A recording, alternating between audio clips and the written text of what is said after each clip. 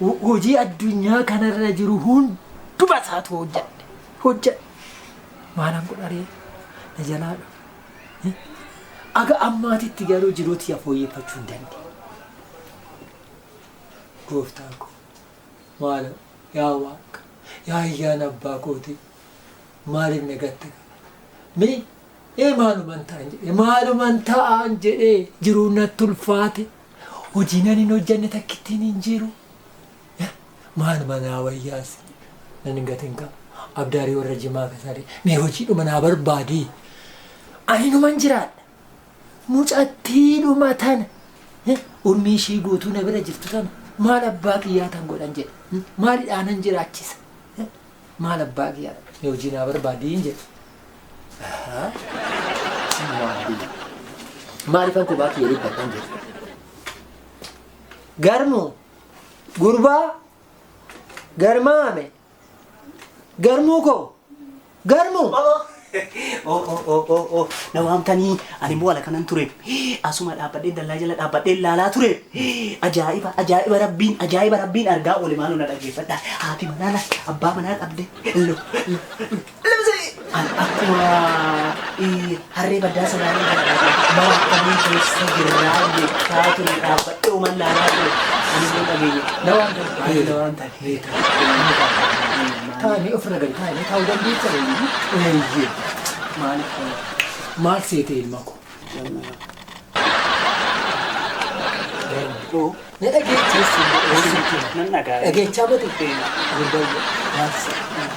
ana amma jiruu natti ulfaatee jira wanni nan hin hojjanneen beektaami wanni addunyaa kanarraa takka ittiin nanaaf ani amma ofuu moti nama biraa moti ofuma jiraachisuu hin dandeenye natti ulfaatee jira gurbayyoo ana jiruu natti ulfaatee jira jedhe jiruu natti ulfaatee jira isin beekeera ani isin wadheera amma ishuu goota ilma akkana ani beek garmuu kiyya beekte erga na hubattetti kanan barbaadamu dhaggeeffadha isin dadhabeera ani si wajjin jiraachuu hin danda'u amma mana kana gadi naa dhiisii bahii inaan jechuu barbaaddaniiti akkas jechuu barbaaddaniiti naa galeera adaraa rabbi adaraa waaqaa gudhu laa abdaarii warra keechanii ani sinirra garamuu dhaquun barbaadu garamuu deemuun barbaadu kinu ani bayinaan hin jedhina deeminaan hin jedhina ani koodee tokko qabu gara tokko qabu aantee tokko qabu kun adaraa rabbi adaraa karaamatiin isin qabee maa nana hiila maaloo mee koon muta akkasii miti dubbiin hin mari'annaa akkasuma isi taarii ani barbaadu hin deemu gara bakka deemu hin qabu si deemuun barbaadu adaraa rabbi nana hiila gurbaan irraa kan dubbiin akkasii miti akkasuma isi kan beekanamaa qabin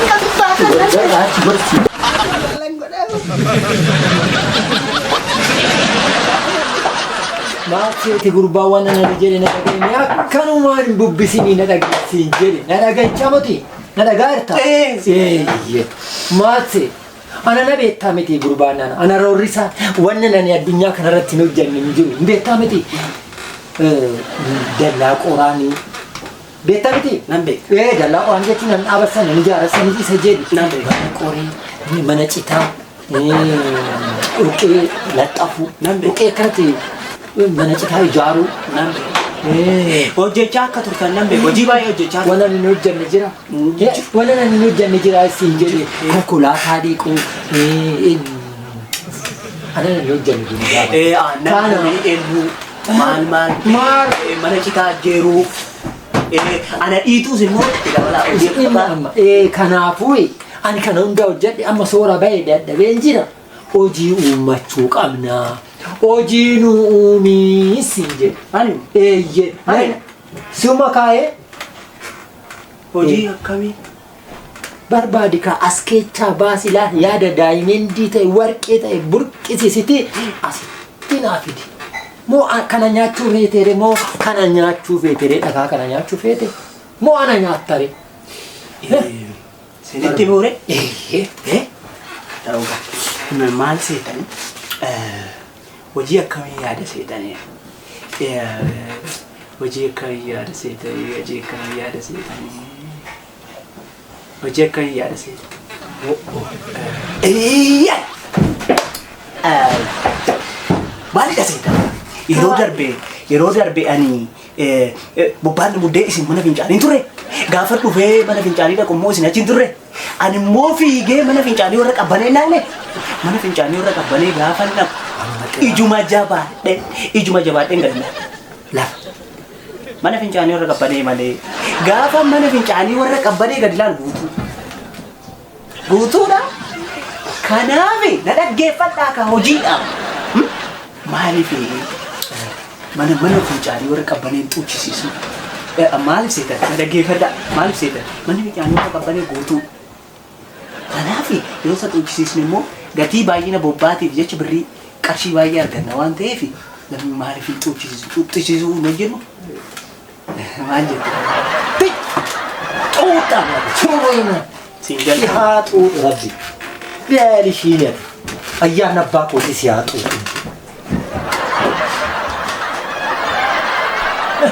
maali jedhe wan hojiin dhabameeti moo mana fincaanii xuuchisuunillee hojiidha. Ana waan biraatti walitti na buusini kan biraa barbaadii siin jedhe sile maal ta'e maalan balleessa hojiidha jedhee yaada mataa keetii burqisiisi naan jette yaada mataa keetii baasii ibsadhu naan jette yaada warqeetti daa'imman deette anumaan akkaman ta'anis wajjin jireenya dadhabe yaada akkamiin fida akkamuman godhu maali jenne waan bira barbaadii mee mana fincaanii irraa fagaadhu.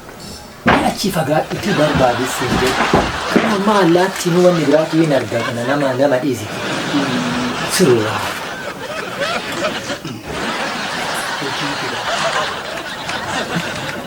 Fiti.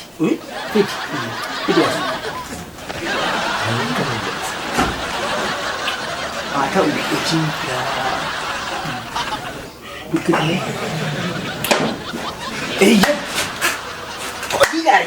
Hojii baay'ee bareedaa. Hojii akkanaa eessattuu argee hin beeku. Hojii akkamitti seeta? Hojii akkamitti seeta? Hojii baay'ee. Warqii dabandeetta miti? Hojii baay'ee gaarii na dhaggeeffadhaa kanatti jejjedhinaati na dhiitus ni yoo barbaadan. Amma maal seeta? Hojii akkamitti seetanii? Maalidha? Na dhaggeeffadhaa achi naanna'inaati. Maaliif mana sukkuumaan bala? Siyaa sukkuumu abbo ayyaana abdaariin jimaa kasalee siyaa sukkuuma mi'ati.